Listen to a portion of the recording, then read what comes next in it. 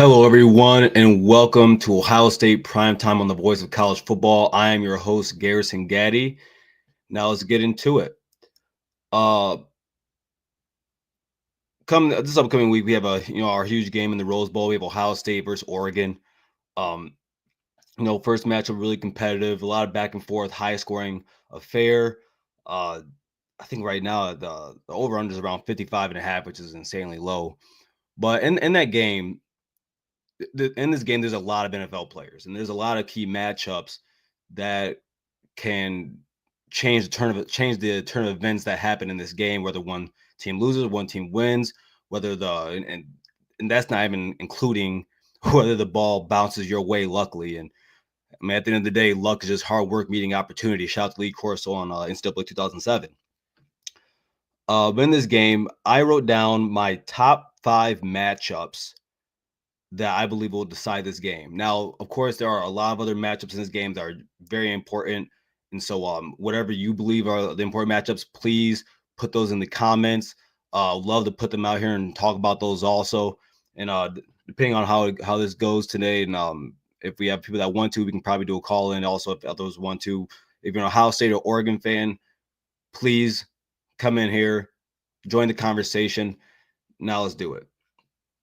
So my first matchup in this game that I think that would help Ohio State decide, or even Oregon too, but will help decide the victory for Ohio State is Jackson Smith and Jigba.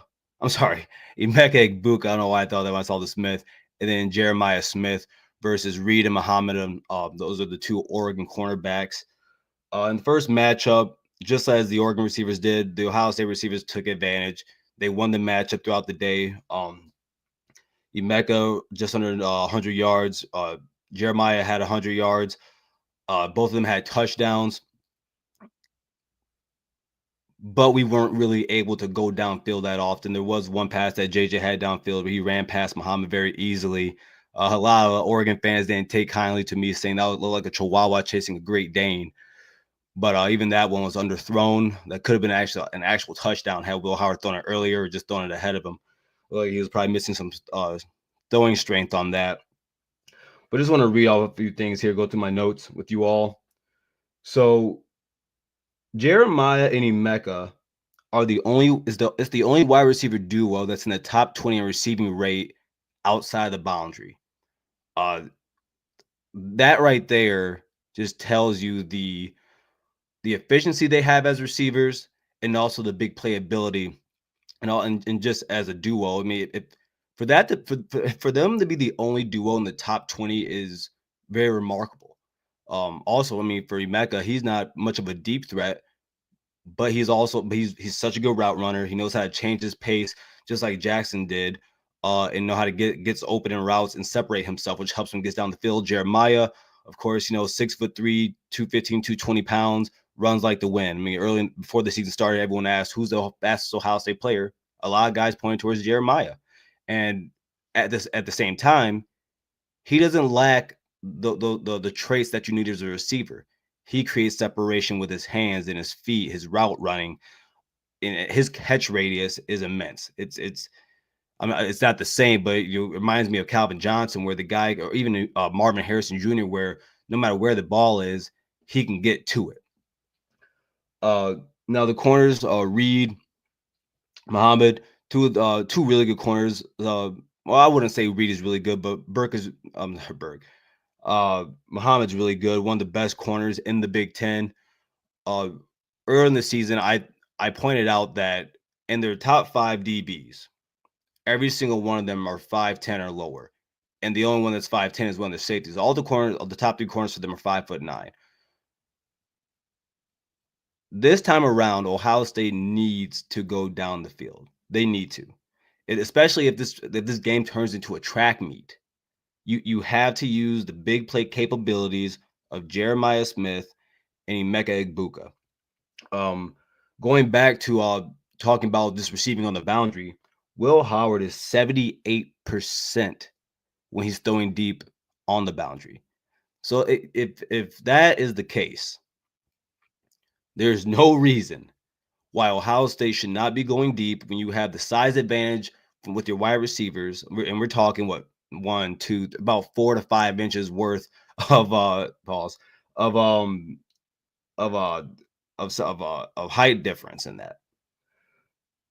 Also, back to Oregon. Now, since their Ohio State game, they've given up just over 1,100 yards, 8 touchdowns, which is actually 8 more than Ohio State because Ohio State hasn't given up a pass touchdown since the Oregon game. But they still only give up just under 176 yards per game in the past. That is third in the conference. So it's not that they are easy to attack. They're still very good. And even though most Big Ten teams in Ohio State, they take advantage of this too. Most Big Ten teams are not able to threaten you with their pass game, especially going deep. But at the same time, to have the ability to make sure that no one does that to you on a consistent basis, that's something to be commended. And that's something that Oregon has been able to do this season. So it's not going to be an easy thing to do, but I do believe Ohio State can take advantage. I think Ohio State can um, do what they did from the first game and probably even more.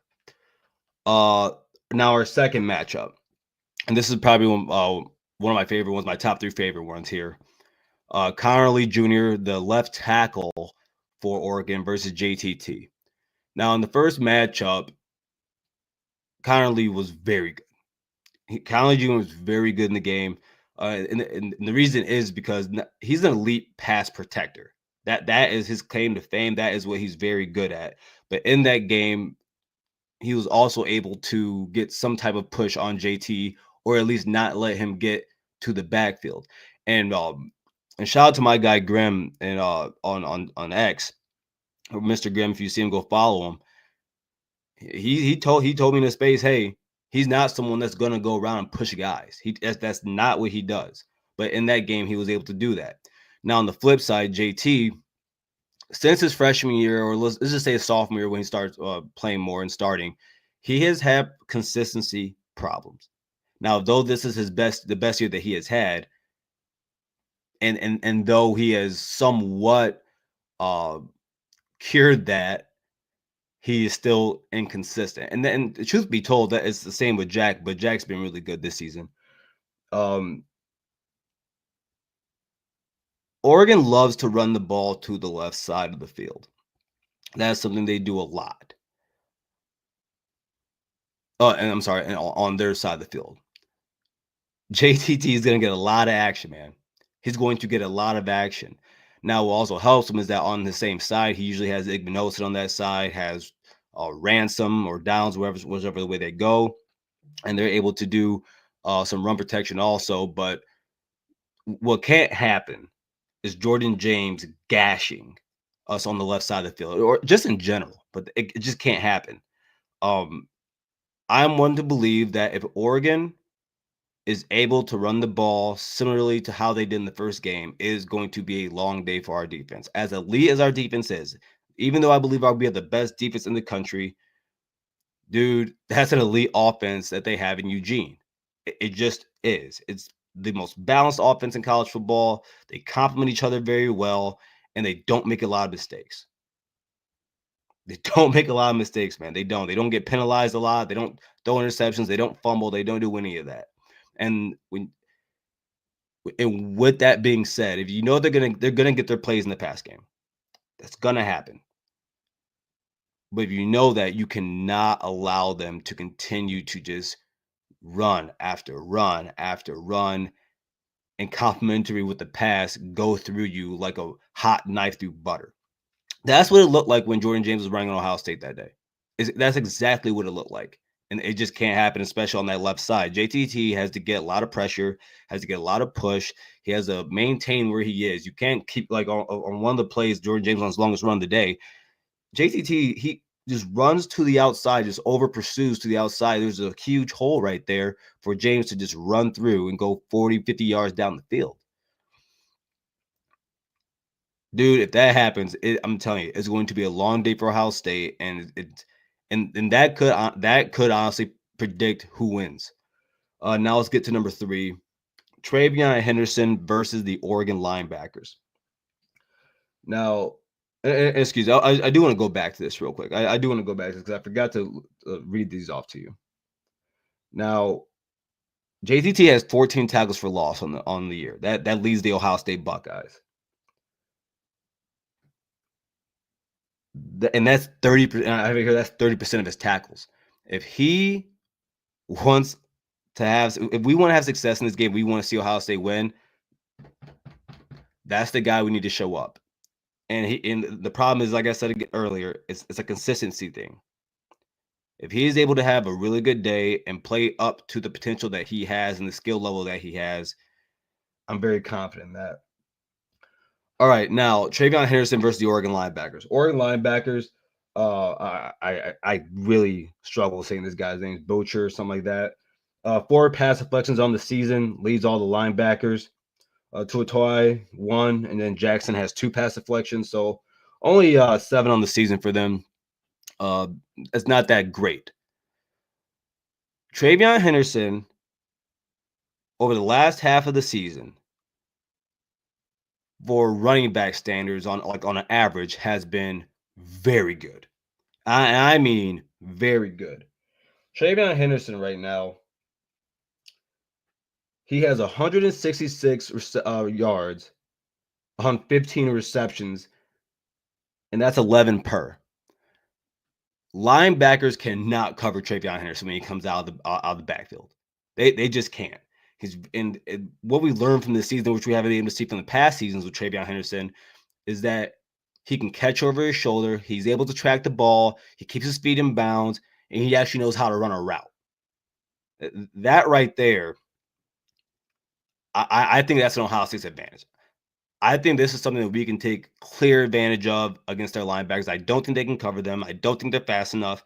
If you go back in the first game, it's not just Travion, but all around the board, whether it be the tight ends, whether it be the receivers going across the middle, the linebackers get lost. And maybe that's a Chip Kelly and Ryan Day philosophy where they try to mix teams up in the middle of the field. Since even last year, guys always up in the middle of the field for them. They just are. I think if Travion Henderson is able to do that along with his running ability, man, that would work wonders for us. Now, that doesn't mean that Oregon's linebackers are bad. let's make that very clear. I do think they move well. They move better than say Tennessee's linebackers. Those guys are just bad. They're not worth their salt. They're just bad. At the same time, as I said earlier, that I think this is a clear mismatch. Travion Henderson coming out of the backfield, whether it be swing routes, out routes, wheel routes, that plays in his favor. And the truth of the matter is, if you go back to the first game, Judkins had the same success against them. So maybe I should have put Judkins in here also, because even though he's not as fast as Travion, they couldn't keep up with him either coming out of the backfield, and they couldn't really track him. So, and I want to point this out. In their last game against Penn State, that being Oregon, Singleton had 43 receiving yards. 40 that Penn State gave, I want to say, a blueprint, because not everybody can do this. Every Nick Singleton's one of the best running backs in college football. If Travion Henderson with a good running day can get around, I would say 35 to 45 receiving yards, I think that bodes well for us. Now on to number 4. Jackson and Fry versus Mateo, Uiagalelei, and Birch. Now, this is the one I'm very afraid of. On the season, Mateo, 10.5 sacks, leads the Big Ten with that. Birch, also top 5 in the Big Ten with 8.5.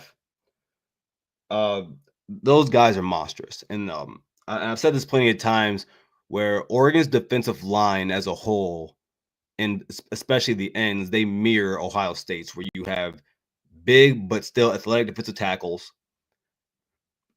Excuse me, but your defensive ends are large and very athletic.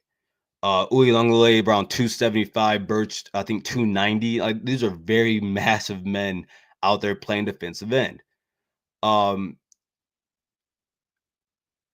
If Ohio State Ohio State doesn't need to run the ball to win this game. When I say they don't need to run the ball, I don't mean go out there and pass 75 times.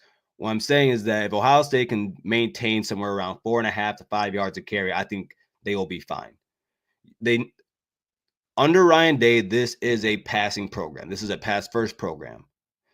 Uh, they need to. You can't put yourself in a situation where they've been in other games, whether it be this year or last year, in big moments where they try to force the run. Ohio State has used the pass to open the run game. Now, Jackson, of course, moving from left guard to tackle with the multiple injuries that we had on the offensive line, he has not been bad. He hasn't. He's actually played very well. But man, this is a different animal. And usually, and even and the same thing for Fryer, because Fryer's been able to he's been able to maintain the right side when he goes against bigger defensive ends. When he goes against guys like, say, just like Stewart, man, it's a little bit different. But even though he did do very well against Pearson against Tennessee, but I just think that Oregon's defensive line is better than Tennessee's. I just think they are. So if Ohio State wants to, and mind you, in the first game, Oregon only had 1 sack, but it's not as though there were times in that game where Will had pressure in his face and he had to scramble out of there like he did on the touchdown to Jeremiah Smith in the red zone when he rolled out to his right. And I actually almost tripped on that play and fell. And I also want to bring this up. Running up the middle is just something right now that Ohio State cannot do. Now, they had more success with that against Tennessee, but that is not the rule. That is the exception. And to be frank, Tennessee's defensive tackles are not that good. Well, I'm gonna say they're not that good, but they're just not this. They're not Derek Harmon. Let's get that right out the way. They're not Derek Harmon. He's been immensely great for that Oregon defense this year, that Oregon team this year. Ohio State needs to be able to get out to the outside, stretch the field as they did against Tennessee and as they've done in other matchups this season. Get to the boundaries, use Henderson's speed, use Judkins' quickness, his elusiveness, his power. Now, of course, we can't avoid running up the middle. You have to here and there. You just have to. You got to keep them honest. You got to let them know that you're not going to the outside. But I believe that if Ohio State is going to be able to do that, they have to play well. I don't even think they have to play very good. They just have to play well going against Mateo and Burge. Those guys are very good. It's probably of all the matchups that are in this game, it's the one I'm least confident about. Mostly because of Fryer and then Donovan Jackson just having not as many reps at the left tackle position. And even though he's a natural guard, and usually guards are meant for power, which would bode well going against a guy like Birch, who's a very strong defensive end. But this is a different type of matchup for him. And these guys are really good, and we'll see how that goes, because I just, when it comes to the offensive line as a whole, I don't know what the matchup is going to look like even after last week, because I just can't. I gotta see it one more time. I gotta see it one more time. Let's get to some of the mentions right here before I get to the last point. We have Mean Green, the Ohio State team that beat up on Tennessee, shows up in this Rose Bowl game. I find it extremely difficult for any team to beat them. The winner of this game will win the national championship. I completely agree with you, Mean Green. I completely agree with you. Now, and that's on whoever wins this game is going to win the national championship. Now, whether that same Ohio State team is going to show up from that Tennessee game, offensively, I believe they will. I believe they will. Even though I've stressed the struggles of the offensive line and how I feel about Oregon's very good defensive line. Actually, we can call it great, man. If your two defensive ends have 19 sacks together, that's great.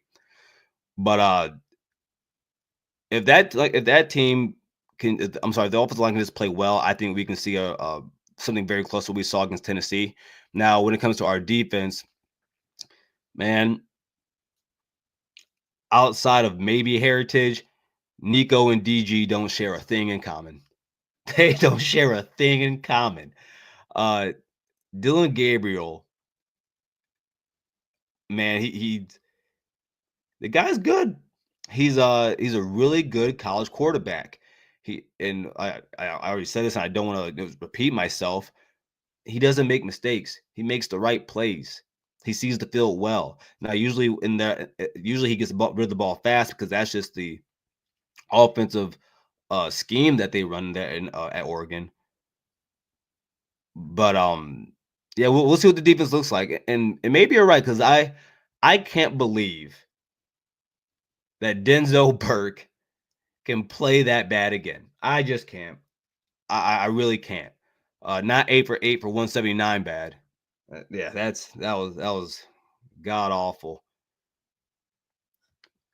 See, Madamus Prime Entertainment, use our size and go up for the juggler. I'm right with you. I'm right with you on the. I think you're talking about the wide receivers.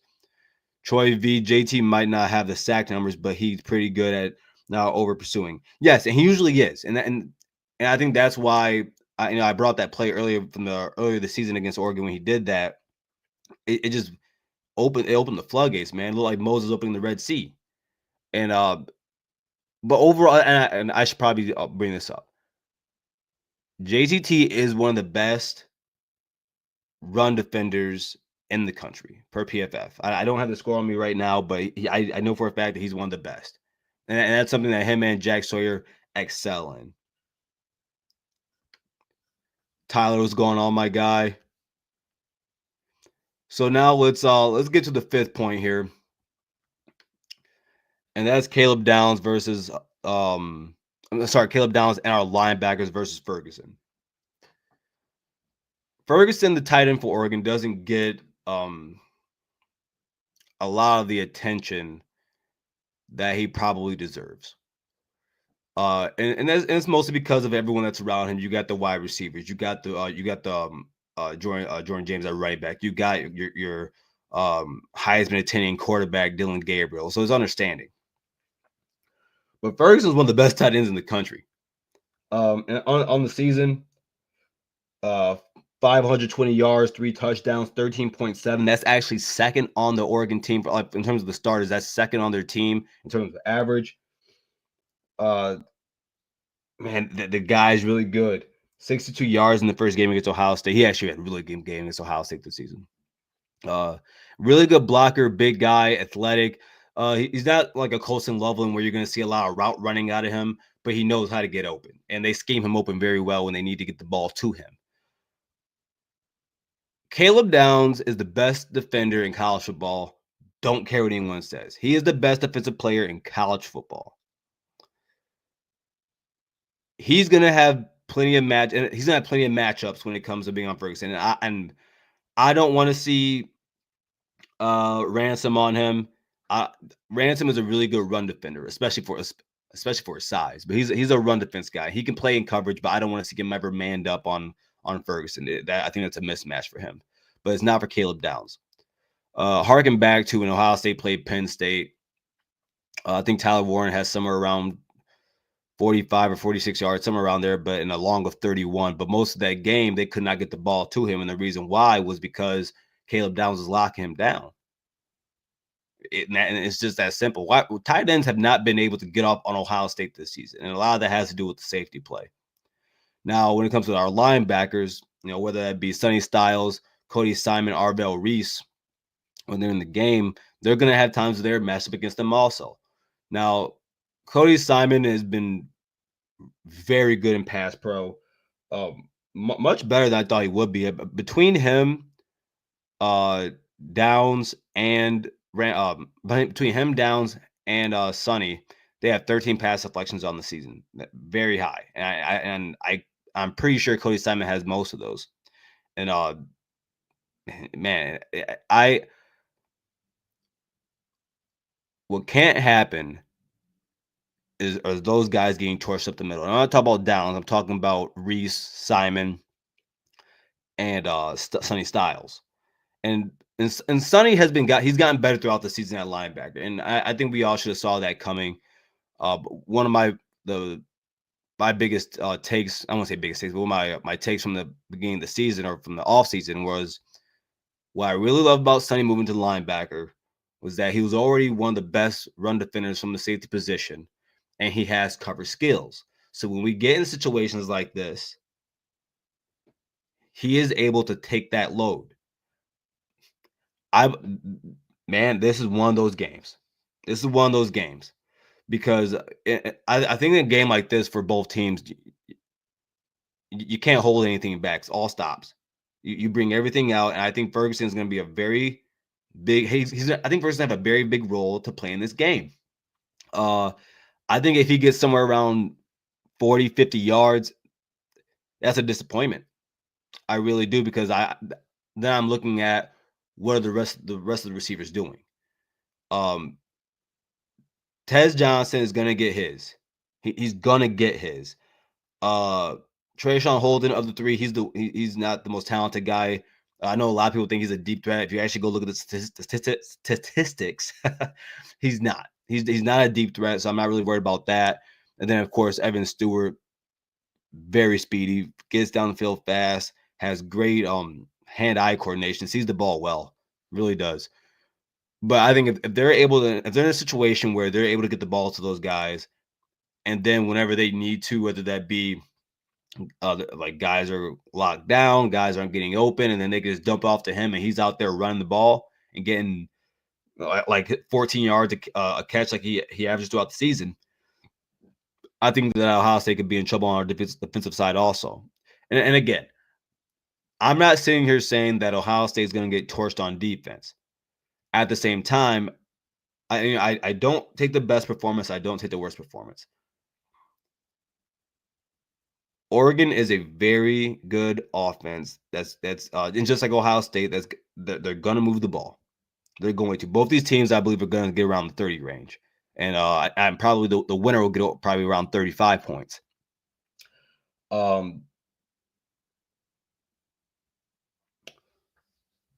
Now, if Ohio State is able to do those 5 things, I truly believe this. I really do.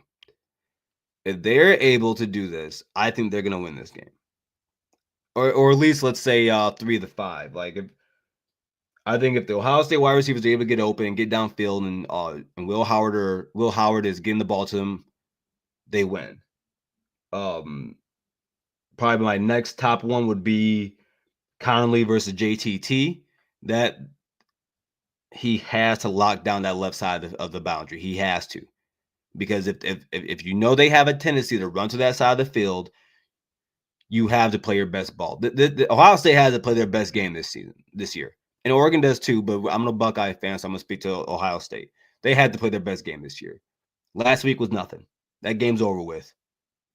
This right here is the I think most people would agree that it's probably the national championship game. Whoever wins this game is going to go on to win it all. And then my next one would definitely be our offensive tackles versus their defensive ends, Birch and Mateo Uyunglele. But yeah, I think if they can get those 3 things done out of those 5, it's a victory for Ohio State. I truly do. Let's get to some of these comments here. Let's see. Oh man, yeah, here we go. See, Madamus, didn't Henderson have like 140 yards in one half? I'm trying to think what game that is. I'm not sure what game you're talking about. And probably so. I'm trying to. I don't. Let me know what game you're talking about, Madamus, if you can. Kevin Chavez feels like the shortcomings for Ohio State this year is just a divine challenge for them to overcome and take it all and shut up all the haters and erase the butts of jokes. Yeah. Yesterday I was on the Voice of College Football with Spaz and Ben and Adam from the Voice of College Football for Rutgers came in, and he pointed out that he believes that, and and this is not me saying this, everyone, so please don't come at me for this. He said that he believes the Michigan game was the turnaround game and that they needed that, like a wake up call. Now, I don't want to sit here and say it was a divine challenge for Ohio State to lose that game against Michigan. I would never say that for any loss against Michigan. I want to beat them every single year, point blank, period. But I do understand that line of thinking is just as you're saying, where you have something happen like that, and you gotta have a come to Jesus moment, as the team did after that game, and you take all that pent up energy and to use it to overcome all the shortcomings you have had. I wholly agree with you right there. Now, again, our defensive line was a game pressure. What can they do differently up front and try and get pressure with those four guys? I think it's really hard for Ohio State to get pressure with those four guys on a consistent basis. Um, and a lot of that has to do with because I don't believe Jack and JT are guys that are just elite pass rushers. I just don't. I think those guys are very big defensive ends who can stop the run game, and when you move them around and you run stunts, you can get there. But I think Ohio State is at their best when they bring blitzes. Now, do you want to blitz a lot against Oregon's offense, knowing who they have at receiving? No, no, you don't. But it has to be done. And I think when Ohio State does that, they're able to give confusion to the quarterback and the offensive line, and they've had a lot of success doing that. A lot of the sacks on this team have come from the linebacker position, and then and so a lot of the pressure comes from Caleb Downs and Ransom when they get down there, man, in the front seven or near the line of scrimmage, man, they wreak havoc. So I think that's the best route that they should go. See, Frosty Mug, Tennessee might be ass. OSU was held to 21 points or less against Nebraska, Penn State, and Michigan at home. Oregon scored 38 points on Michigan and Michigan on the 40. I'm sorry, and 45 on Penn State. They have weeks to fix their issues on defense. Yeah, and they do. I guess we're.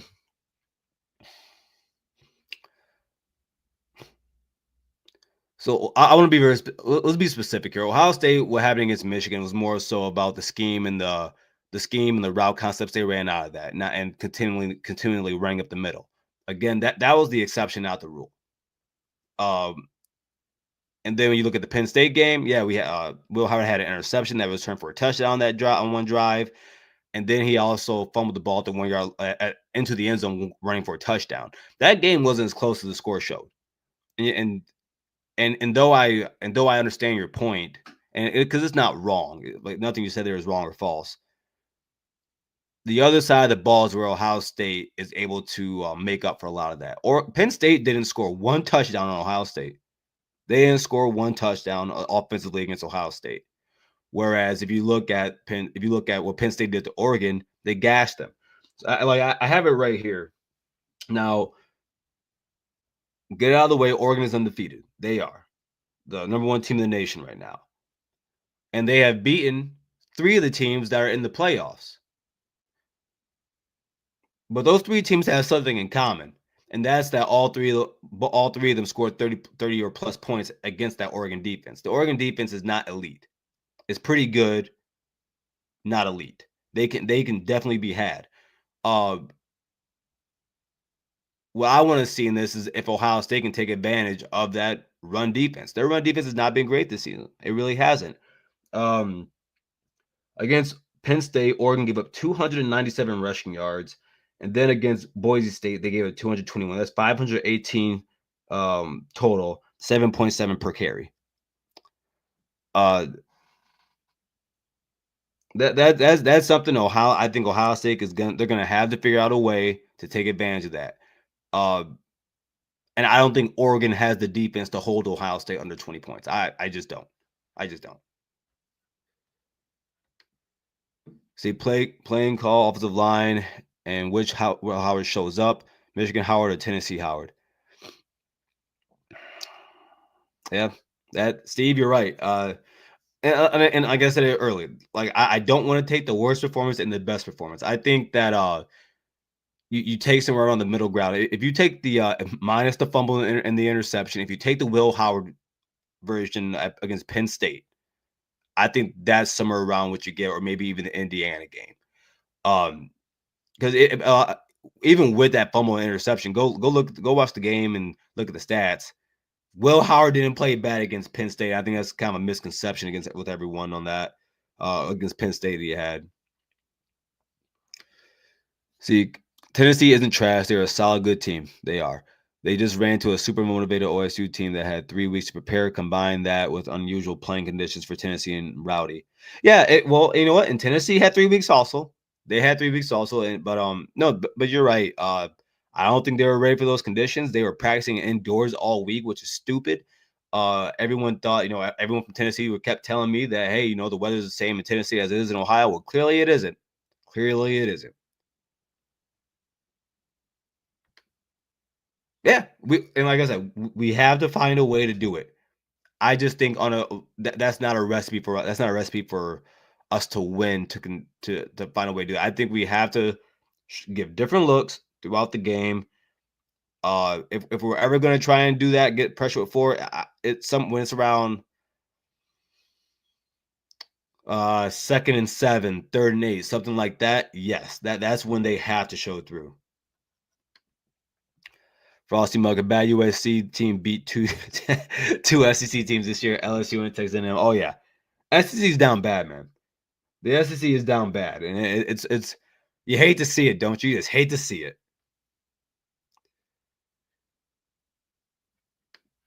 See, Birch Wolverine Garrison, why did you do my boy Maniac like that? What did I do? you gotta let me know. What did I do? I like Maniac. You gotta let me know what I did. We really didn't open up our playbook to a lot of teams if we played. No, we didn't. We didn't. And that was very clear in the Tennessee game. That was very clear. I thought that play calling wise, without a doubt, the best. We've seen Chip Kelly and Ryan Day, whatever he has to do with the play calling, also because I think we'd all assume he has something to do with the play calling. But without a doubt, that was uh, the first time we've honestly opened up the offense. Penn State and Michigan brought the house over 50% of the time and got torched. Yes, and I'm not saying whoa. I am not saying bring the house 50% of the time. That is a complete and utter no. That would be malpractice. That would be stupid. I would yeah, I would lose my head if I saw that happen. No, this isn't Don Brown's defense.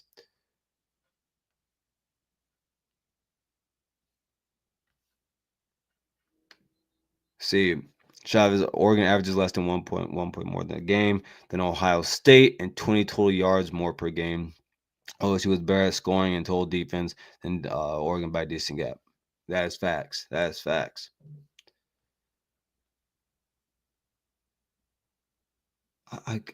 I'm so confused right now. I'm so confused right now. I don't know what you mean. I don't know what you're talking about, man. It's okay though. I'm not. I don't know what you're talking about. It's okay. You don't confuse a 6-year quarterback with pressure. No, but at the same time, in the NFL, they always said, and it's for a lot of quarterbacks, but they said especially for Tom Brady, one of the greatest athletes of our time, and actually in world history. They said if you get pressure in his face, he starts to what do they say? Starts tap dancing like the late great Gregory Hines. I think Stephen A. Smith used to say that, and so yeah, you probably won't confuse him, but you can get him antsy, and I would rather you get a quarterback antsy than you confuse him. But you're right. It's hard to confuse a 6-year quarterback. My guy Johnny Olden Jr. What's going on? Everyone check out his page on YouTube if you haven't yet. Subscribe to him. Will Howard threw a touchdown pass to Penn State. Yeah, and I brought that up. I said he that happened. But I'm saying if you watch the actual game and as a whole, and you look at his statistics throughout the game, and understanding that fumble happened in the end zone, that he did through that pick six, dude, he actually played really good in that game. He did. I mean, on Crane and Co. Even Josh Cohen, the ex-Michigan quarterback, said he thinks that Ohio State and Will Howard are closer to what they did in the Penn State game. You got go look back at that game. Ohio State did not play bad in that game, and Will Howard didn't really either. Johnny, dude, I said offensive touchdown. They didn't score an offensive touchdown.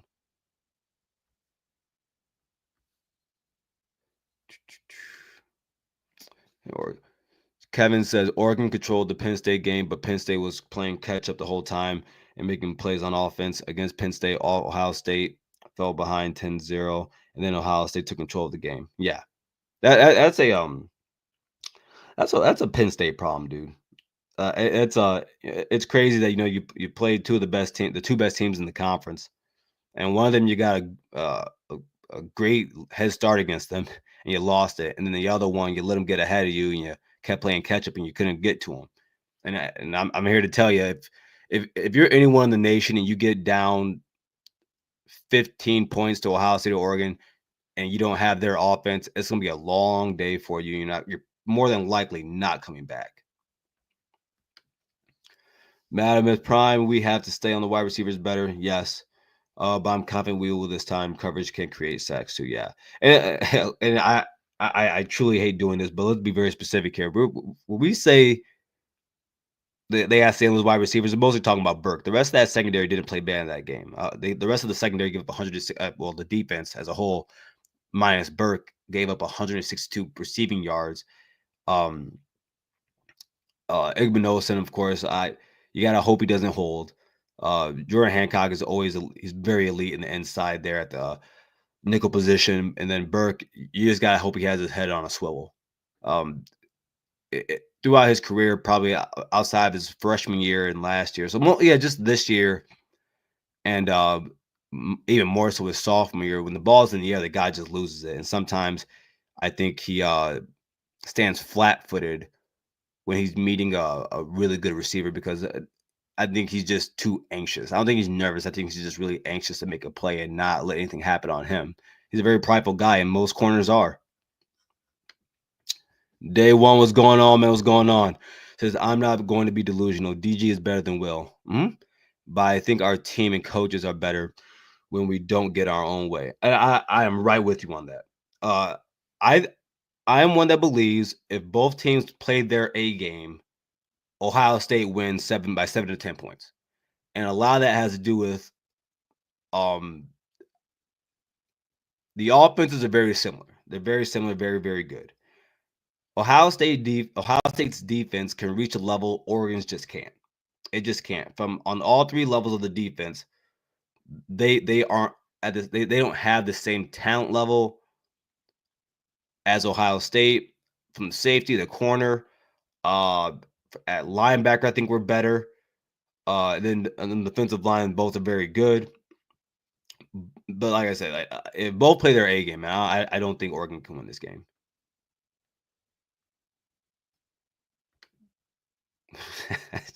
That Drew Henson was better than Tom Brady, and that's the word on the street. Yeah, man, a lot of people forget, man. They try to get those guys. They wanted Henson to start over Tom Brady while he was at Michigan. A lot of people forget that.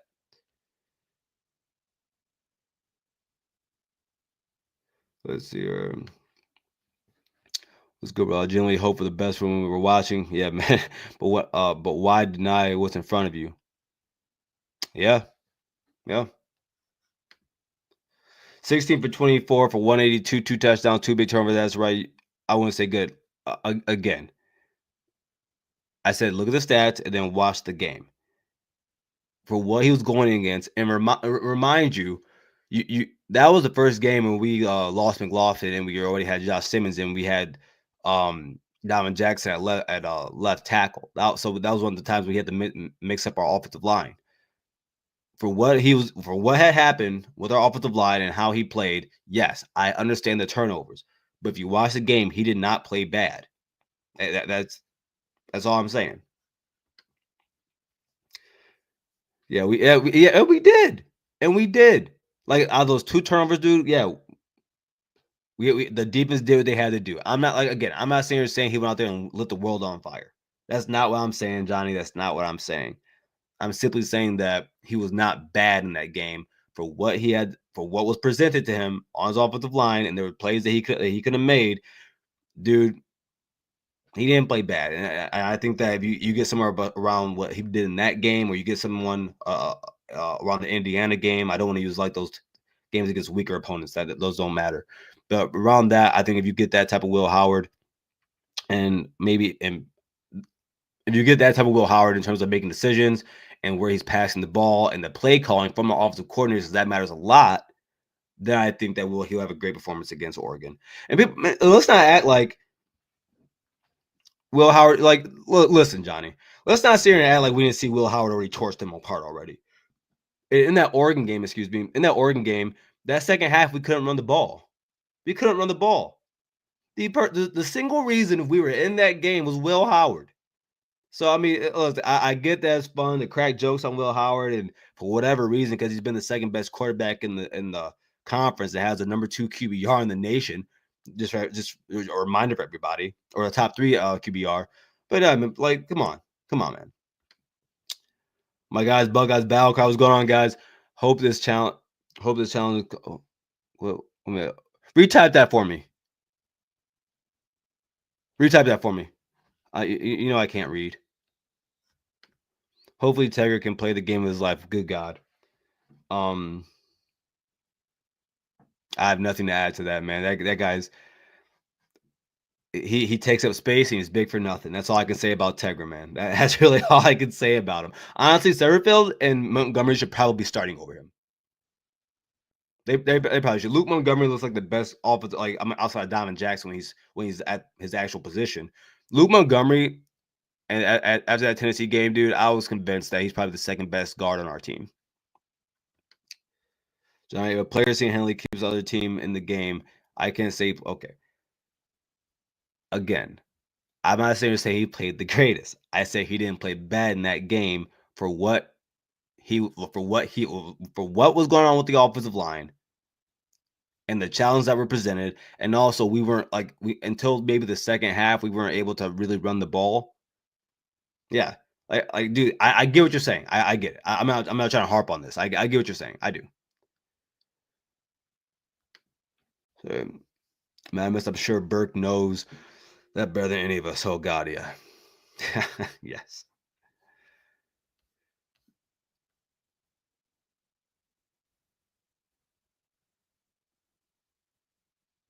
By the way, if anybody would like to call in, let me know. I will. If you would like to, I will drop this in here, man. Look. It's a good day. I'm watching Tennessee right now. Whoa! It's like Iowa State's about to score here. 4th and goal on the 1 yard line. Touchdown. How about that? God, that Miami defense sucks. But yeah, if anyone wants to join in here, just let me know, and I'll drop the call-in link here in the chat. Yeah, he did, and because a lot of people wanted him to. Day one, Burke will be benched before he has a chance to cost us the game this time. Matthews has been getting more of the reps. I'm sorry, more and more reps. So I'm not too worried. Yeah, day one, that's a good point you brought up there. Over the last few games of the season, Jermaine Matthews, who most of Ohio State fans believe is actually the best corner on this team, has been getting more playing time, whether that be he comes in for Burke or even when he comes in for Igbenogson. Yeah, in that first game when Burke kept getting torched, I kept saying, dude, I kept tweeting out, please just put Jermaine in the game. Like, it's an easy decision to make right now. But yeah, day one's right. They are not going to let him cost them this game. Because in all reality, and I hate to say this again, Burke did cost Ohio State in that game. So, yeah, if it comes down to it, you got to play Jermaine Matthews. You just have to. Oregon's D held Ohio State to the stars rushing, passing, and overall yards, and OSU did it. Then OSU D did to Oregon. Yeah, but okay. Listen, let's not sit here and act like you got like Oregon had 100 more total yards than Ohio State. I think they had 30 more yards. Like, come on, come on. Right there with the 7-10 point game for Ohio State. Yeah. If Peter, it was going on, Peter. If Ohio State plays their A game, I don't see how Oregon can win this game. And but that requires you to do that. And I want to be fair here, because I said this back then in the first game. Oregon didn't play their best game in that either, and I don't think Ohio State did. But I think Ohio State played a little bit worse than what Oregon did, or I would say Oregon played a little bit better than what Ohio State did in that day. A lot of people forget Ohio State had 2 turnovers in that game and lost by 1 point. Will Howard had a solid game against Penn State. People were saying OSU didn't dominate Penn State, but actually watching it, if they controlled that, they controlled that game and showed they were better. Correct. Okay, Johnny, I want you to comment in here. I'm gonna ask you, if you said that he played well, how do you think Dylan Gabriel played against Ohio State? And if you don't say well for him, I'm going off on you, man. I'm gonna ask you. I'm gonna ask you to come up.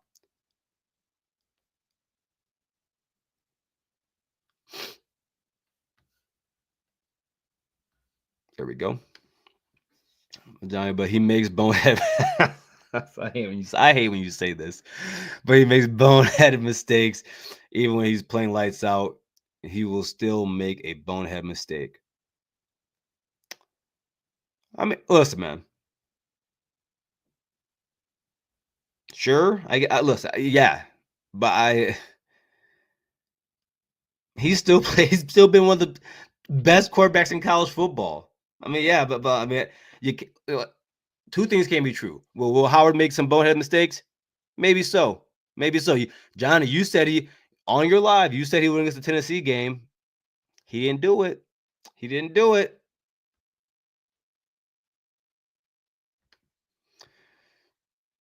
TROY Troy says everyone talks about Ohio State losing a lot after this season, but Oregon loses more. Yeah. I haven't looked into that much yet, but I'll tell you, I'll take your face value there. Yeah, maybe they do. I don't know. I don't know.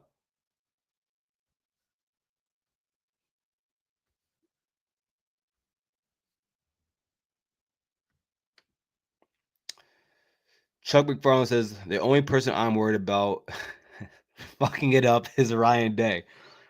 Look, that's a fair point, and a lot of people know that I tend to come off sometimes as a Ryan Day apologist, a Ryan Day truther, and maybe you could say that I hold Ryan Day's hand through the fire. Maybe sometimes I do. I won't deny it.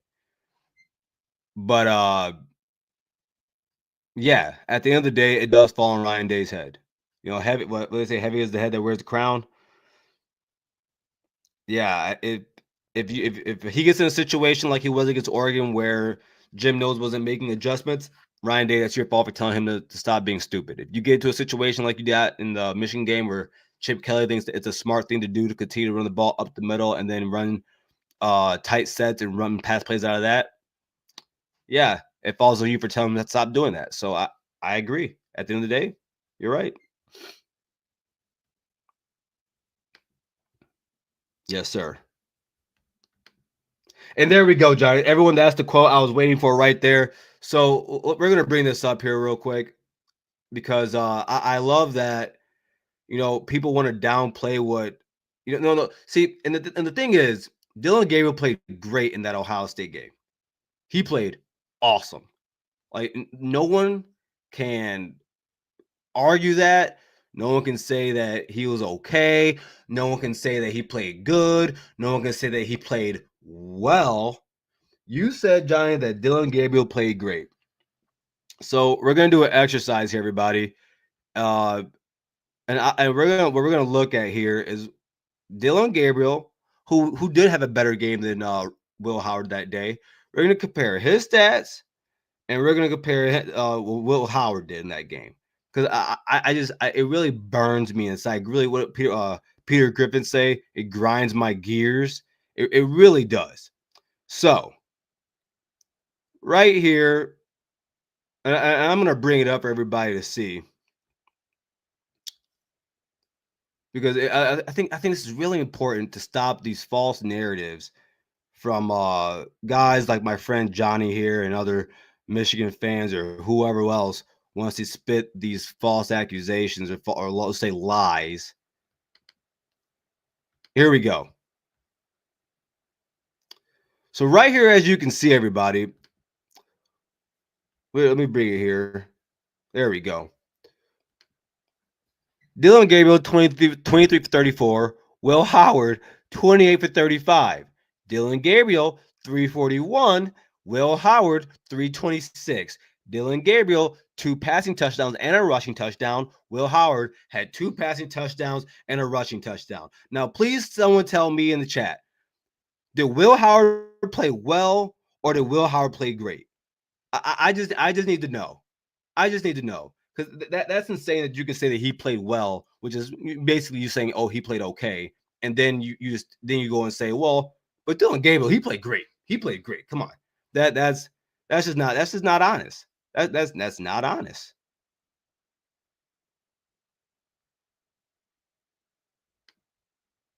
Everyone, I need everyone to please spam Johnny right now and tell him Garrison is a Buckeye. This is one of the nastiest things that anyone's ever said to me. I don't like this. I don't like when people, they talk horrible about me by calling me a bitcherine. It just really, it makes me so sad. It makes me so sad. My guy, Jug on Bucks, what's going on, man? G is a real buck. You're damn right I am. You're damn right. Actually, you guys want to see something fun here? Actually, right outside my house in the state of Michigan, I actually just happened to find a Buckeye nut. It's been my lucky one all season, and it better come through on this game against Oregon. Yes, I do. I do. Yeah, listen, man. I don't need you to go ahead and agree with me and tell me that. I know I do. Damn it, I know I do. Dan Lanning could mess it up too. He has a history of making mistakes at times too. Yes, he has, but this season he hasn't. Um, and I'll tell you what. One of my biggest fears in this game. I think Dan Lanning is on his way to becoming a great coach. But of course, you gotta do things to get that word great behind you. I don't like just throwing that word around for everybody. But I'm really fearful if Dan Lanning comes out here, man. He just puts on a show as a head coach. Yeah, he's a really good coach, man. He's a really good coach. This is fucked up. Let's yeah, man. I know. Everyone knows Garrison loves Ryan Day. Everyone knows. Everyone knows. I hate that I even brought that up. I really do. Thank you, my man Dylan. Everyone hit the like button, please. We'll get to the algorithm. Happy to have you guys all here. And again, if anyone would like, I'll just drop it in here for you guys. If anyone would like to come up in the stream, I would gladly let you on. Uh, man, I'm here for you guys. I'm here to talk ball with you guys. Here to have some fun. So, I know we're all excited right now. We're all excited for this game coming up, and I'm happy to share it with you. No, but see, Johnny, that's the problem. You said well, and then I asked you how did DG play, and you said great. Words have meanings. Words have meanings. See what else we have here. Madam says overall, Will Howard had been great. Don't hate him, my boy. Correct. That guy's been, and you got to remember, Madam, it's like everyone before the season was like, dude, come on, like Will Howard, man, 59%, 60%, as if Ohio State doesn't have a better staff, a better, Ryan Day is a quarterback guru and just better wide receivers and a better offensive line, more than likely. Like, come on, he was going to exceed. Now, did I think he was going to go from 59, 60% to 73% completion percentage? No, but I'm glad he did. I'm glad he did. Low key, he is. Low key, he is. He won't say it on here, but he told me before that he's a low key Ohio State fan. He actually told me that.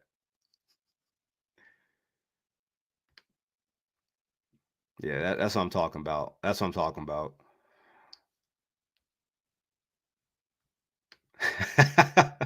Thank you. I appreciate you, my guy. Thank you. Appreciate it, Kevin. So you're Steve. You can say Johnny Odin is a closet Buckeye fan. You can say Johnny Odin is a closet Buckeye because the guy is on all the Ohio State platforms. Yeah, and I think that's why Johnny's saying that to me. Everyone knows I like a good I like a good respectful verbal fight.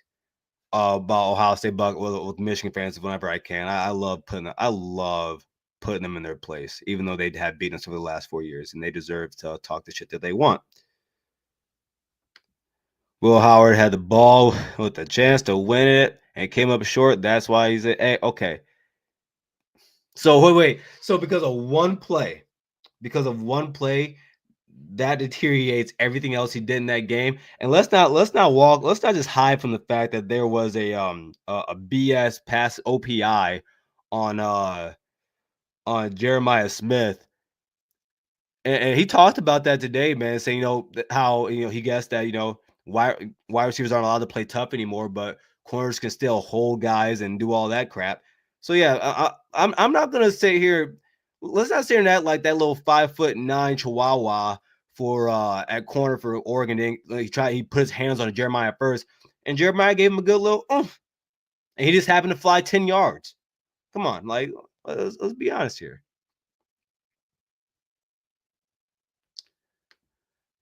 So Ohio State is the topic of all around college football world. I just left off the Alabama podcast. They are still wanting now watch the Miss playoff again next season. They probably will, depending on who they get out of the transfer portal, and if some guys develop. Again, they do have a very young offensive line, so we'll see what happens there and who they get at quarterback. I don't know if Jalen Mills is going to be the quarterback next season. I would venture on saying that he is not. And the Boer is still one of the best coaches in college football. So we'll definitely see what happens when they get to that point. Because it was.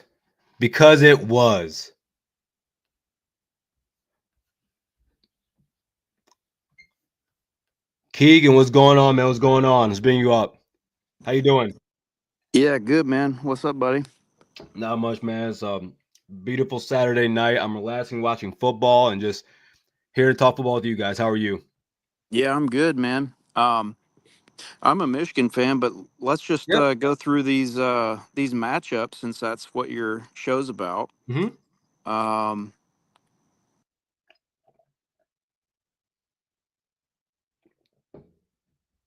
Oh, you there?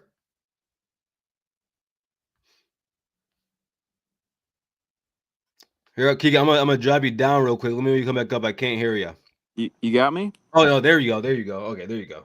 Yeah, my bad. Yeah, you're fine. So I don't know if I switch to the ESPN app if it'll drop my audio. So let me just see if it works.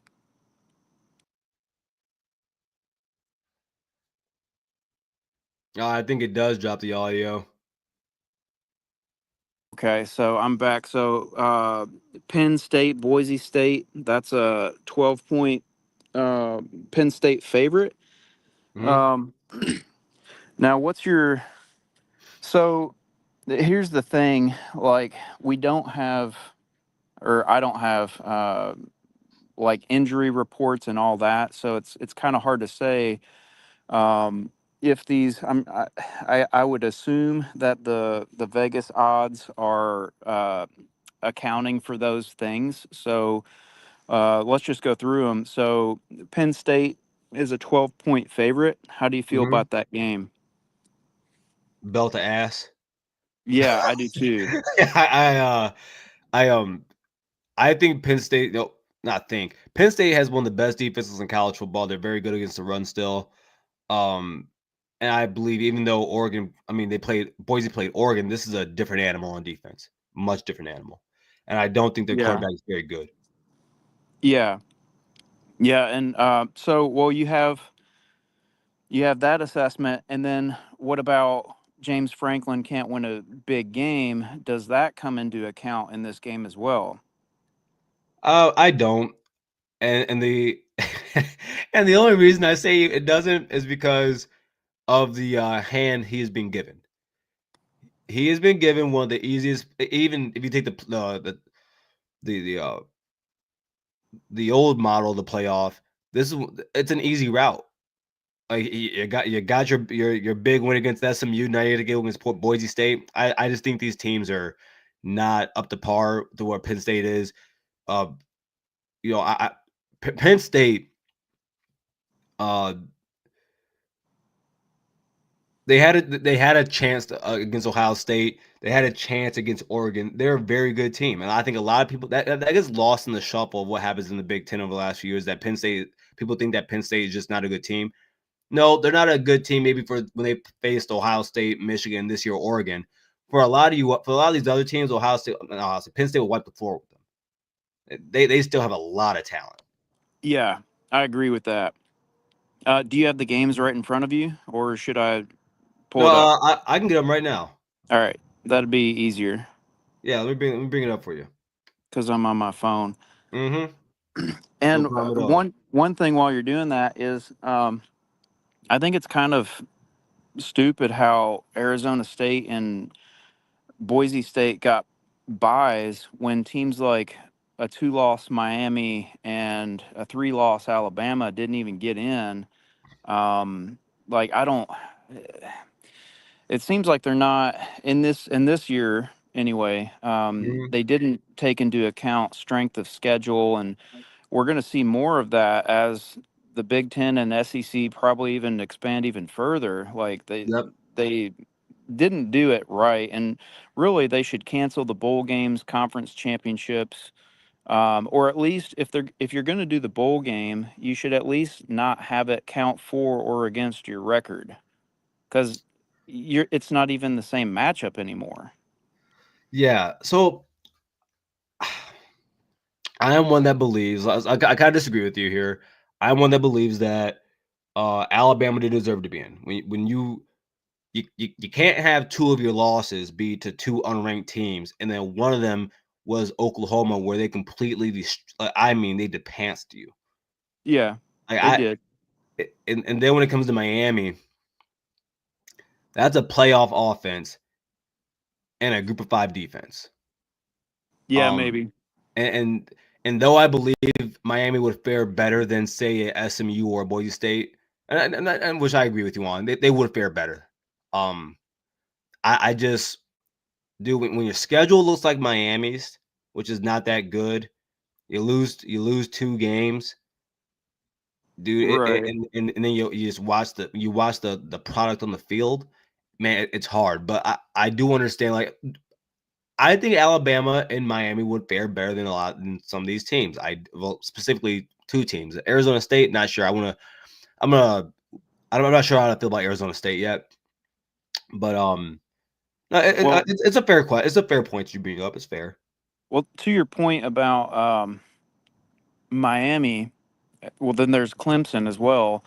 And like Mhm, what I was thinking is since the Big Ten and SEC were like hit hard on the transfer portal, um, that's where some of their losses are, and there's less of a ability to dominate. It seems like so. mhm, And that seems the trend moving forward. Like I don't know where people are going to get offensive linemen in the future, right. um, because like all the second stringers are just transferring and they're starting somewhere. So that's a downward trend for me. And to like a part of the thing about college football that makes fans really enjoy it, I think, is a dominating offensive or defensive line. So that seems to Mhm, be going in the wrong direction for fans. And circling back, um, the maximum you can get, I think, according to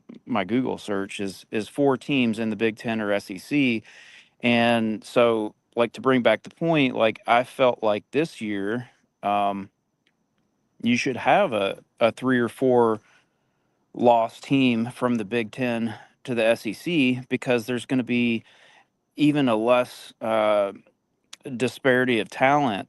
You're still going to have your blowouts like we saw in the BCS and more so the earlier years of the playoffs, like that fourth team always gets blown out every year. And so if the goal is to create good matchups, you would probably, I mean, I know it's all about ratings and what's going to get the most viewership and money, but I think in the ideal world, with things the way that they are currently, you would be better off having 3 and 4 loss Big Ten and SEC teams if you wanted to determine a true winner. Like even with Indiana, um, Yeah. to the point of depth of recruiting talent, like they brought in like 33 guys, and then they took injuries, and then they were unable to compete because they didn't have the recruiting to back up those replacements. So, in my assessment, without knowing what all the injuries were, that's probably why they got blown out in the game against Notre Dame. And Yeah. to me, the Notre Dame and Penn State games, while they look really good, it doesn't really say much.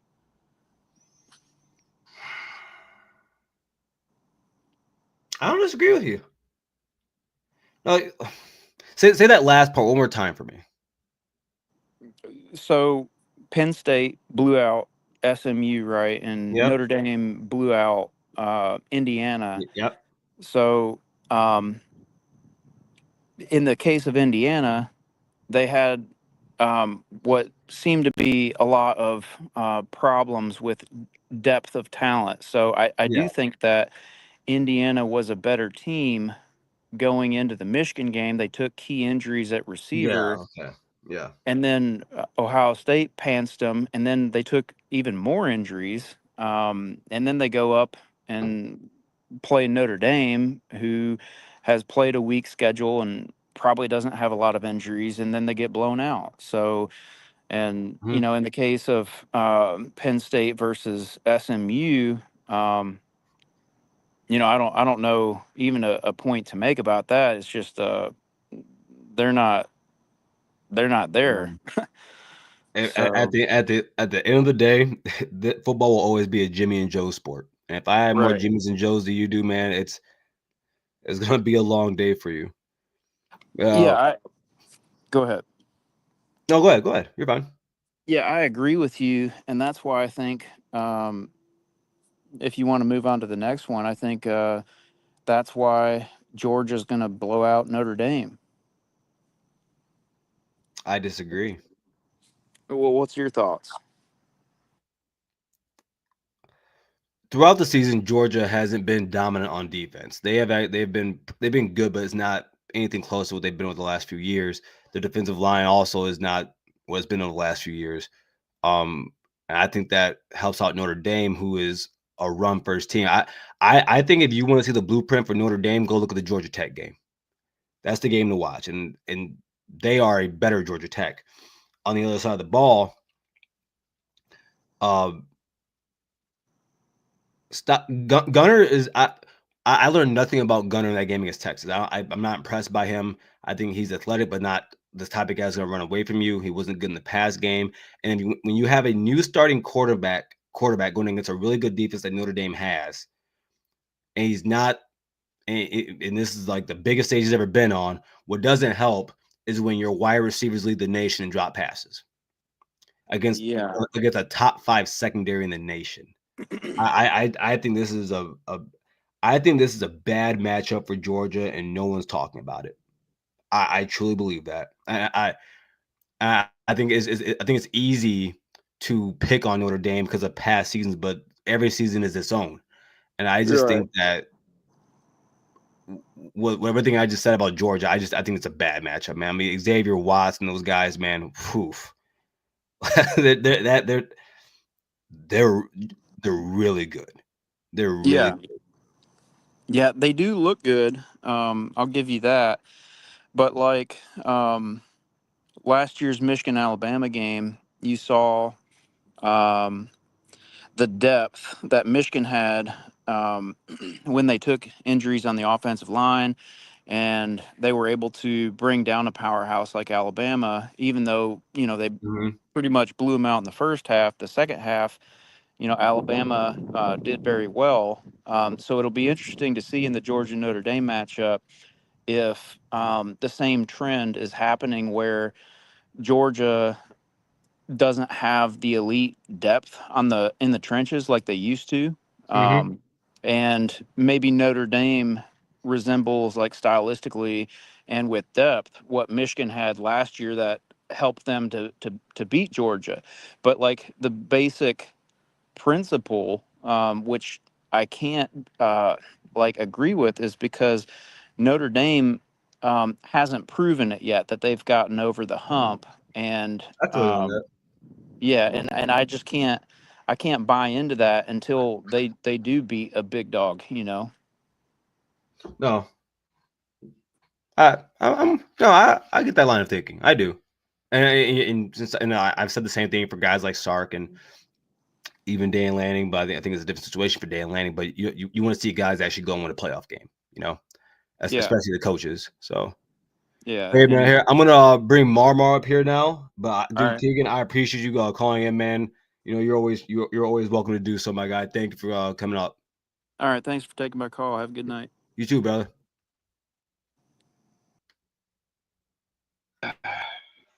Marmar, you What's there? up, bro? Yeah, what up, though? What up, though? Yeah, what's up, man?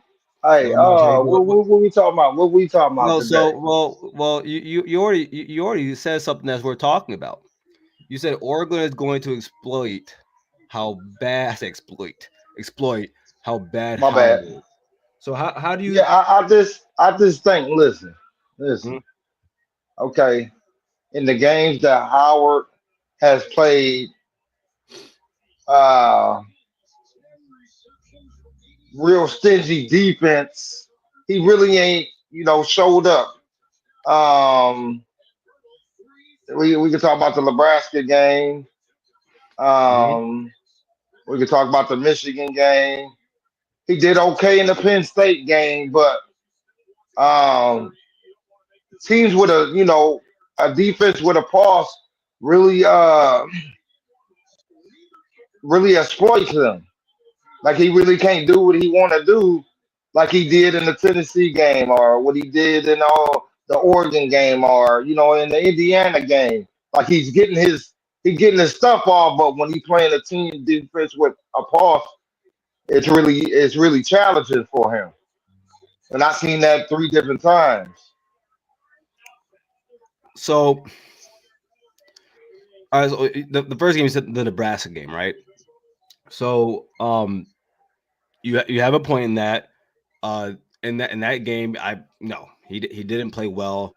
Of course, again, offensive line problems. We had switch it up for the first time this season, and it wasn't the prettiest performance even as a team. It wasn't even just Will Howard as a team. We didn't Yeah, perform yeah. well. I'm just saying, if he ain't got time to, dice the defense up, it's gonna be Well, hard for him to. and let's be clear here. Well, Will Howard, he was 13 for 16, Okay. 221 yards. It's 81.3, three touchdowns and an interception. So he didn't play bad. In the Nebraska game. Yeah, we just couldn't run the ball. I Okay, like yeah. Marmar. This is what I'll say about Will. A lot of people, if you watch this Ohio State season, there are times when Ohio State could not run the ball, and I understand that we have the receivers we have, but when you're not able to run the ball and your offensive line is consistently being altered, he has been a constant for this team. He has been a constant. Like, and there's games you can cherry pick, like the Michigan game. I like, yeah, that wasn't a great performance. Shoot, I'm looking at it right here. You can maybe point to the Northwestern game, maybe. I mean, he hasn't had many bad performances. Like he's been he's been very good throughout the year. If a quarterback if a quarterback plays 13 games and he's still over 73% completion percentage, the guy is balling out. The guy is 30. Let me do the math here. What 29? So he has 26, 36 touchdowns on the season. Last year or No, this year? right now he has 36 total Okay. touchdowns. So I Okay. mean, and I get there are times when, and like in each of these games where, like Johnny said, Will Howard does make some boneheaded mistakes here and there. I'm Yeah, not that's here what to I meant by it. Yeah, yeah. like certain things I watched him do, I was like, yeah, you can't be doing that in big time games. I just personally believe that Oregon doesn't have this, like, not just the secondary, but the defense as a whole to do that. Again, there have been times this season where, like, I'll give you a comparison because Ohio State and Oregon have played almost a similar schedule this season. So far.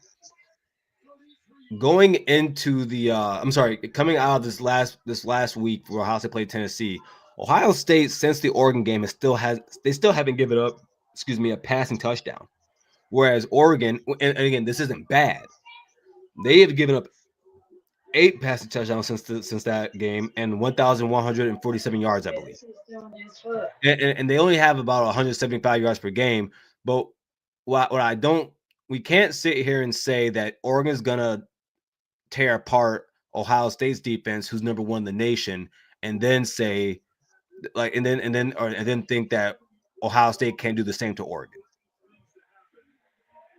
Hey, for the last 3 matchups against Ohio State and Oregon, they've been really close. Yeah, you look, of course, this is the one we had this season. Then you have 2021 when we couldn't stop a nosebleed, let alone running the football. And then the last one after that would have been the national championship when we controlled them all game. That was we controlled them. Then you have in my lifetime, it would be the 2010 Rose Bowl. And I remember that game when everyone kept saying Oregon was too fast for Ohio State, and that Oregon's going to win this game. And when Ohio State came out there and ruined their day, completely controlled them for the whole game. So no, but it's a fun matchup. Like, I'm really excited. Like, I have it here in front of me, and because I saw someone say, I was watching the Carter cast, and Dylan on that show, who's a perpetual Ohio State hater, he said that he has Oregon. And let me ask you, Marmar. He said Oregon's going to beat Ohio State 42-17. Could you even see that? Yeah, that's wild. And so, Marmar, I want to read this to you. So think about that score, right? Ohio State this season averages 36 points per game.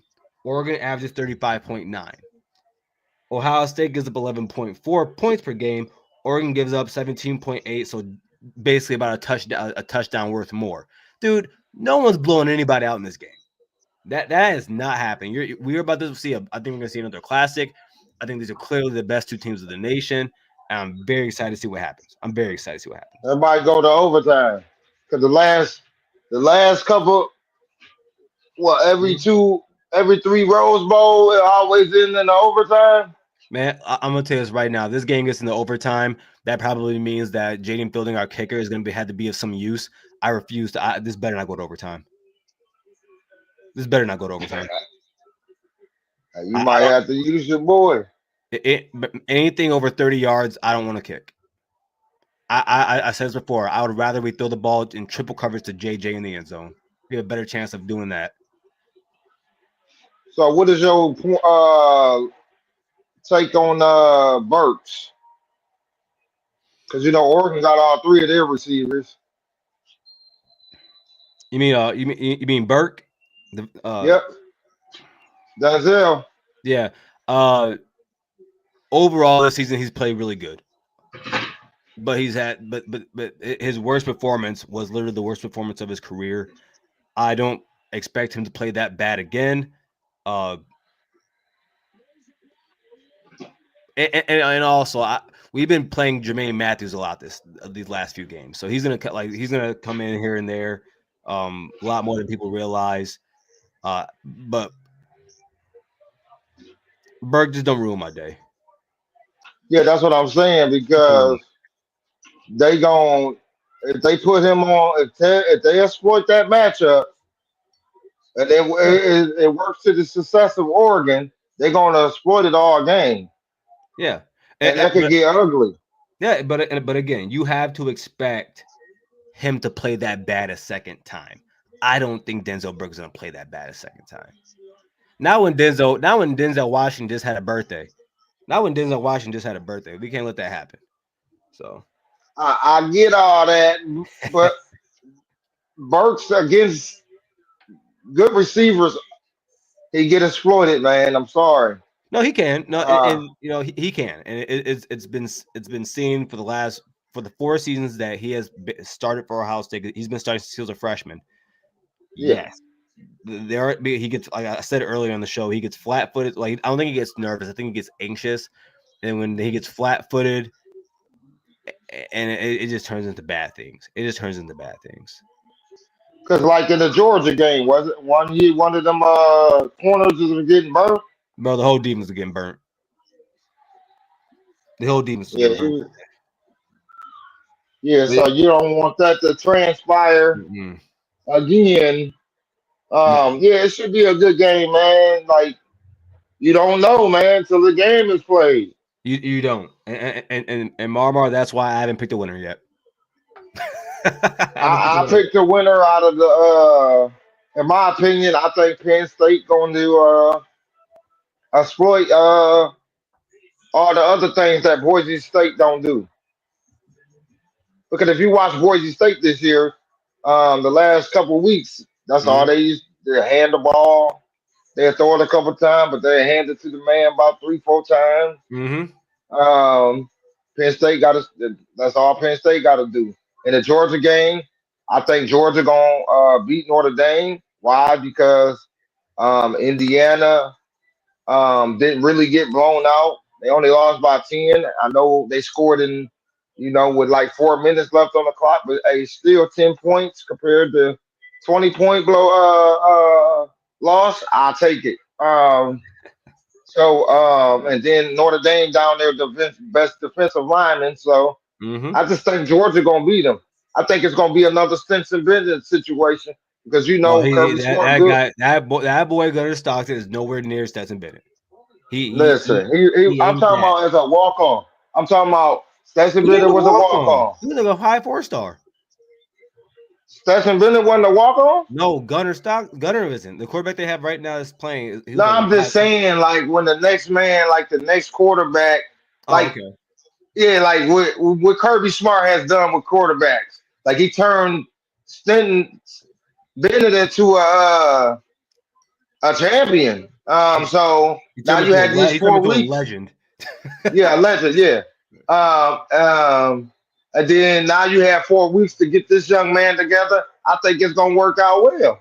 Plus he runs, so you can scramble at times. So I think that's gonna hurt the Notre Dame defensive line because they without a guy, and Georgia defense shut down Texas twice. So I mean, Mhm. and Notre Dame ain't Texas, so that's just how I'm looking at it. I feel you, man. All right, Mama. I'm gonna bring Johnny up here as the last call here. But Okay, I brother, I appreciate it, appreciate. man. Oh man, I appreciate you. Thanks for Hey, you calling in, gonna man. do something before New Year's? Am I doing something?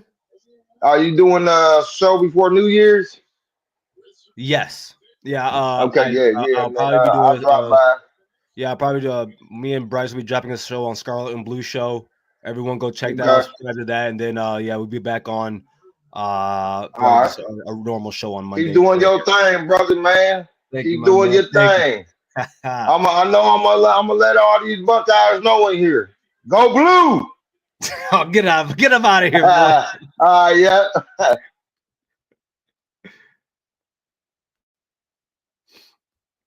The one, the only. Johnny, what's going on, my brother? You all right? What up, bro? How you doing? Good. Now, what BS you gotta say to me? So this Will Howard thing, Mm-hmm. I thought he'd have a good year at Ohio State. He had a really good year. He had a good year. I wouldn't say really. He put What's up his JJ. stats? He put up JJ stats, 73%.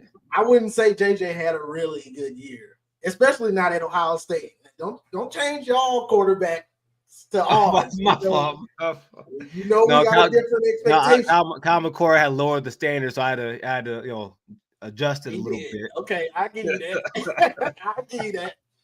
But he plays pretty good, and he does have the bonehead stuff like Shea Patterson, which I noticed. Mm.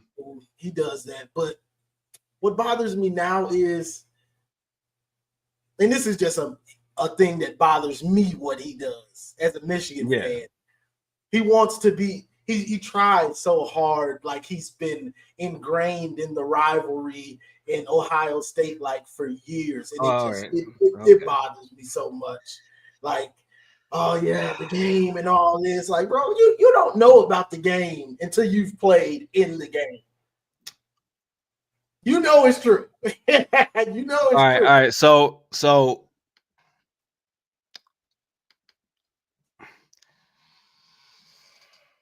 I think that Will Howard did exactly what he needed to do and say exactly what he needed to say for this team. Because no matter who transfers in, one of the first things they talk about is beating the team up north. Right. And as you spend that time with the team, you spend that time around the program, you're going to see how serious it is.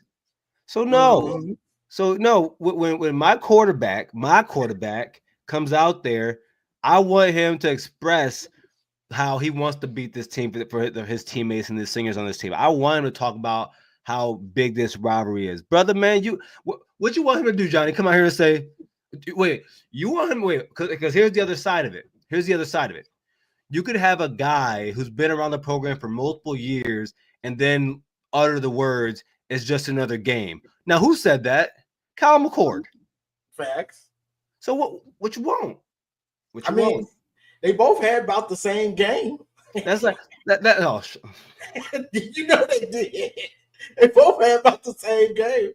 I just did. What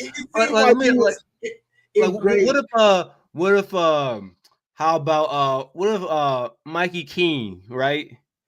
What if he came out this season, next season, and said, "No. Let's say he's a starting quarterback in week 12 next year, and he comes out and says, "Yeah, no, I understand. Like it's a big rivalry, but for me, it's just another game that you played. It's no different from playing Northwestern and Indiana and Purdue." See, now that's a problem. But if you haven't played in the game, it's like, bro. And I added some extra sauce there, but you get what I'm saying. Yeah, like you don't know, you ain't played in the game, so keep it cool. But this last one just really pissed me off. This one threw me over the edge. So y'all call us the team up north, right? Deservedly so. And now, and which really pissed me off because I've been using the Game of Thrones references before anybody even thought of it. Yeah. And so he says, "I'll give you the prop. I'll give you those props." Exactly. Thank you. Because people are making channels and King of the North, like, bro, everybody's saying it now. Johnny, you right. You know it. You've been watching. So look, he says the North remembers after y'all beat Tennessee. Yeah, man, the South shall never rise again. Oh God, this is so confusing. Are y'all the North or the South? So y'all, hey Johnny, what I encourage you to do is send out a cease and desist so they stop saying it. My God. Do what we did with the word "the." Put a stamp on it. This is crazy. So I'm gonna give you that. So I'm gonna save my last one with OSU for last. But Georgia, I think Georgia still handles Notre Dame. Okay. I think Notre Dame just has. I don't think they've played anybody. Like, and that's not to say they're not a good defense and a good team. But I don't think they've played a team with the caliber of a Georgia, even without the quarterback. They still got those dudes on defense and some on offense, and Notre Dame hasn't faced a team like that. And if we know Kirby Smart, how he gets down, Kirby Smart, even though I know you say that the defense hasn't played lights out all year, they kind of pick the games, kind of the bigger games for the most part. Georgia Tech ran through them, bro. I got you. But without Carson Beck, I'm sure Kirby Smart is going to have that defense playing with their head on fire because we have to make up for losing our starting quarterback. We got a freshman or What is he's a true freshman, right? Or is he redshirt? Redshirt. Yeah. Redshirt. So either way, we got a freshman QB that hasn't started. We got to lift him up. It's on us, D. It's on us. You gotta lift Them him. boys Look, is you gonna gotta, be li- you gotta lift that boy up. All right, That's what you have to do, right? no, you're right. You're right. And Georgia has more talent than Notre Dame. I do believe that. I do believe Kirby Smart is a better coach than that trader over in Notre Dame. But that ain't my boy. Pretty boy Freeman. Mr. Jerry Curl over there. He But pretty on the sideline. Get that soul glow in his hair. What did he do? But it's everything as a whole. Like Georgia's running game hasn't been good this year. You're bringing in a quarterback who really can't throw the ball with the worst pass catching wide receiver unit in the nation, going against one of the best secondaries in college football. And Notre Dame, and again, I understand it's like Keegan says here, like you said, Notre Dame has not played anybody. I got it. I got it. But I'm not going to be dishonest and say here act like I don't know Notre Dame has a lot of talent. I'm not going to act like they don't have one of the best running backs in college football. I'm not going to act like they don't have one of the best offensive lines in college football, one of the best running quarterbacks in college football, one of the best overall defenses in college football. That's a good team. And it's a good team. But they haven't played anyone. And they haven't played anyone at this caliber. That's my big point. Mm-hmm. So let me ask you this. What do you see Ohio State? What do you see Notre Dame and Georgia score being?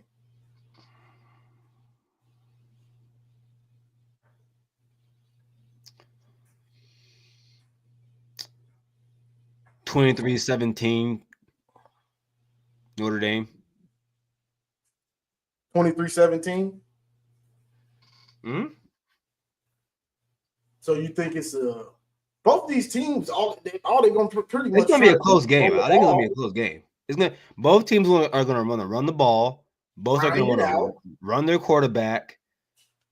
I just think Notre Dame's defense is better. I think what it comes down to is I believe Notre Dame's defense is better than their defense, and the quarterback situation isn't even close. I think, which is if and I'm not saying this will be a blowout. Oh, I'm sorry, John. I'm sorry, John. One second, real quick. Kirby Smart is still the best head coach in college football. Okay. So maybe game time. Maybe game time. I might switch it up. I might just say game time. And that's what I'm saying. Mm-hmm. And he has those dudes that have been in these types of games. Yeah. Let's believe Georgia's been waiting for this. They've been waiting for this all season. But this is the thing with Notre Dame, and I could be wrong. They haven't played anybody like this, and Georgia's going to be pissed off and ready, locked in probably. We don't know for sure on defense, and they might just shell shock Notre Dame's offensive line. And there's a chance that could happen. Exactly, just like they did Texas, and they had everybody over there looking sad. What Quinn, the offensive lineman, the whole team over there looking like, what just hit us? Yeah, that's a good point. I haven't really thought about that. Yeah, because I think that Georgia's one of those teams, even with the quarterback situation, even though I've harped on that plenty of times now. They're so talented that it just takes one game for them to just to knock your doors off. Yeah, and that's what I'm thinking. I could be wrong. It'll probably be close. I hope you are wrong, so I can come in here and tell you about it.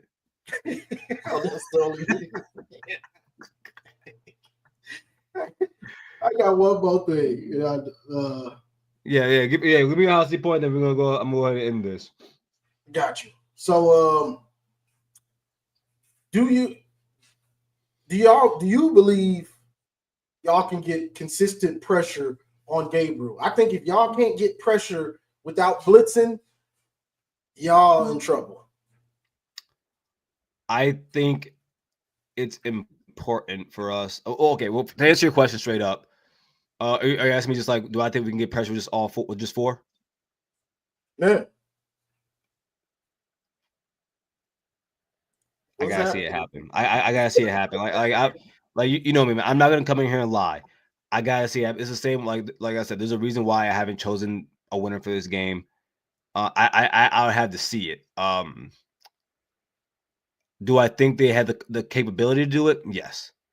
At Mhm. the same time, Ohio, like this team thrives when we do stunts and send one other guy. That's when we That's thrive. that's the formula, and that's how Michigan Yeah. has been getting down the last Mhm. 4 years. Yeah. And Well, I 3 think years. that if we get them, because if you go look at the first game, we had them at 3rd and long plenty of times. That's Plenty why of I said times. Gabriel was lights out. Yeah. Well, okay. But What? no, What? I don't I see I don't that I don't twitch. Like, I don't like what you're doing to my boy Billiam. I don't know what you're doing with my boy Billiam. look. Will Howard played good. He You played wish he was well. your quarterback. You wish he was your quarterback. That has nothing to do with it. I'm just pointing out the truth. I'm just But pointing out look, the truth. Will Howard played I was in well a against playoff Oregon. team. Facts. He played well against Oregon. But He played that damn good drive, against Oregon. that's winning time. That's money No, time. all right, So but I let have me to hold you accountable. bro. See, so now I'm gonna hold you accountable. Be accountable. What would you grade him in that game against Oregon? Will Howard. Probably a A-, B+. What would you grade JJ played McCarthy well. in the game against? What would you grade JJ in the game against TCU? TCU? Probably a B-. Okay, all right, you're being fair. You know, you said A-. Forget the B+. You said A- first, so we'll go with that. And so you, so He played well. I will let you slide on this one. I will let you slide on Like this one. Gabriel, I got to give him an A+ for that game. No, he Like, gets an A+ just, for his performance. He gets an he A+ was for his lights performance. out. He gets A+ for his performance.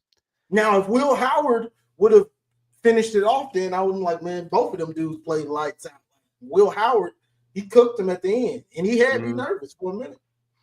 But yeah, but back on the pressure point you made,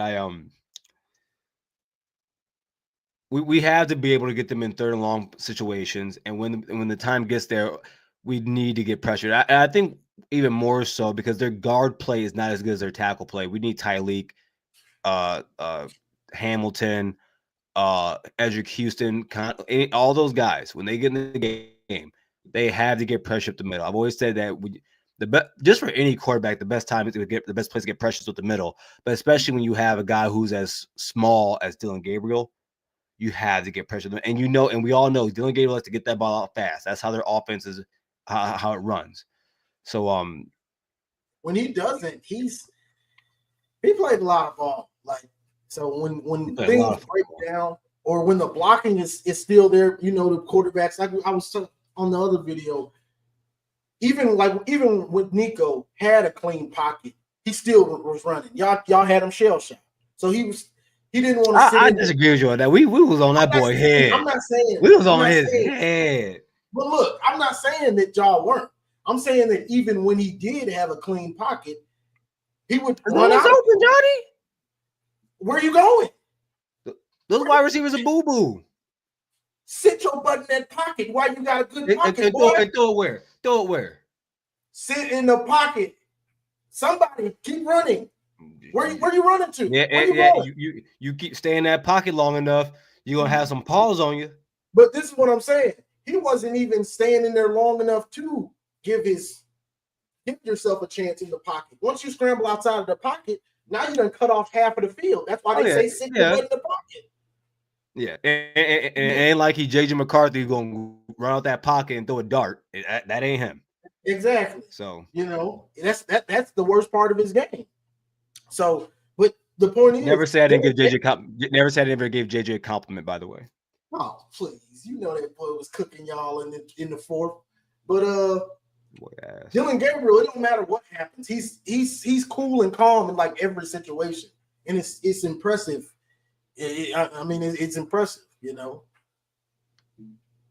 Oh my God, this right here, just this game cannot go down without seeing they're kicking it. Oh my God, are y'all worried about this kicker, bro? He's bad. He's bad. He's the worst player. He's the worst player on our team. No, of all the starters, he is definitely the worst. He's the worst. You have one job. You have one job. And you know what the funny part is? On he's actually not one of the worst kickers in the nation. He actually has one of the highest PFF scores. But the problem is in pressurized situations with anything over 30, I would say between 40 yards and an out, it's bad. Like because here's the thing. I remember there was a list I saw of the kickers this season about who else they could go after and comparing it to what Jaden Fielding did. And there are kickers who had lower scores than him. But you know what the difference was, Johnny? You know what the difference was? They had 2 or 3 made 50-yard field goals. Now maybe they had less. Maybe they had a lower percentage around the 40 to 45 range. But they were kicking more of them and making more of them. I want a guy who can actually go out there and put his foot on the ball and actually make it go through the uprights on a 45 to 50 yarder plus. Like, bro, do you see him kick that 56 yarder against Tennessee before halftime? Before halftime, did you see that kick he put up? That was a joke, bro. That was this is why I was like, Heupel didn't do his homework because you should have had somebody back there ready to return it. Oh, ain't no way. Yeah, I heard you say that, bro. Oh my God, yes. Ain't no way he was finna make that. Did you pick a winner for this game? At Oregon? Huh? Didn't he miss one when he did? Yeah, he did. You know, yeah, of course he did. Why wouldn't he? It's a big game. Why wouldn't he? He's trash, bro. Like, he might keep y'all from winning the natty. There are two people on this team right now that can keep Ohio State from winning a natty. Him, and then I'll put these two together: Chip Kelly and Ryan Day. Those are the only 3 guys. Yeah, Mr. Bucknuts at the if Ohio State plays their A game, yes, they beat Oregon by 10 points. I agree with that. John, who do you have winning this game? I don't know if you already said who have winning this game. I don't know if you want to wait for your show to do so. But honestly, I really don't know. I'm just going off of pure hatred right now, and I hate both of them.